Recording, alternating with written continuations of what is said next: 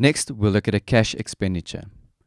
Thomson Shipping purchased office consumables for 500 Rand. Again, the effect of the transaction on the BAE, it was an expenditure. Income and expenditures affect equity. Then we know that the 500 Rand left the bank account. Bank account is always an asset. Then we need to identify the accounts involved. We know that it was an expenditure. And we know that it affects the ledger account called bank. Then we need to ensure that the debited amount is equal to the credited amount.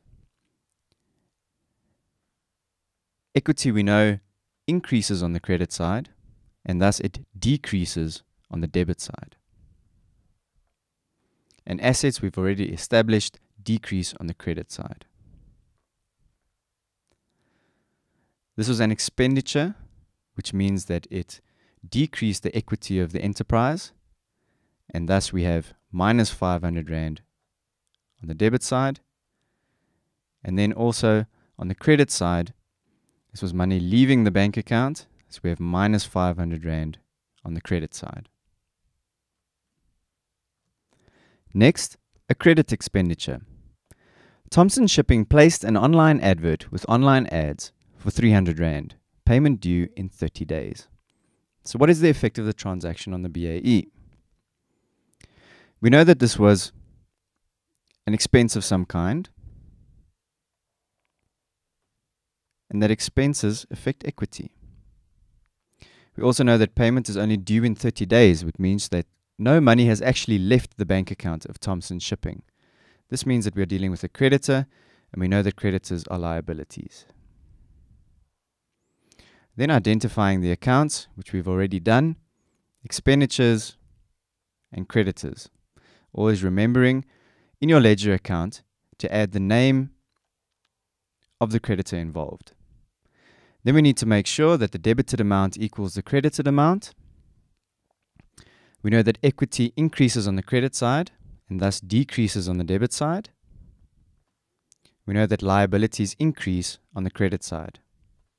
Then to make sure that our amounts correlate, on the debit side, we subtract 200 Rand, and on the credit side, we add 200 Rand. In our final example, we'll have a look at payments received from debtors. You might remember that from one of the previous examples, one of Thomson Shipping's clients paid for services on credit. And in this example, we're going to have a look at him settling some of that debt. So, a client partly settled his account with 2,500 Rand. So, what is the effect of the transaction on the BAE? We know that there is a cash inflow into the business of 2,500 Rand. This affects the bank account, and bank account is always an asset.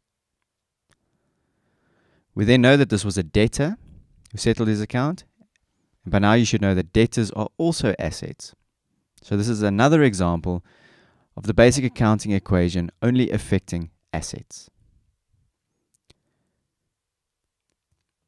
Then we need to determine which accounts should be debited and which should be credited. We know that assets increase on the debit side and decrease on the credit side. We know that this was money flowing into the bank account. And we know that our debtors are decreasing. Thus, bank will increase with 2,500 Rand, and the debtors account will decrease with 2,500 Rand.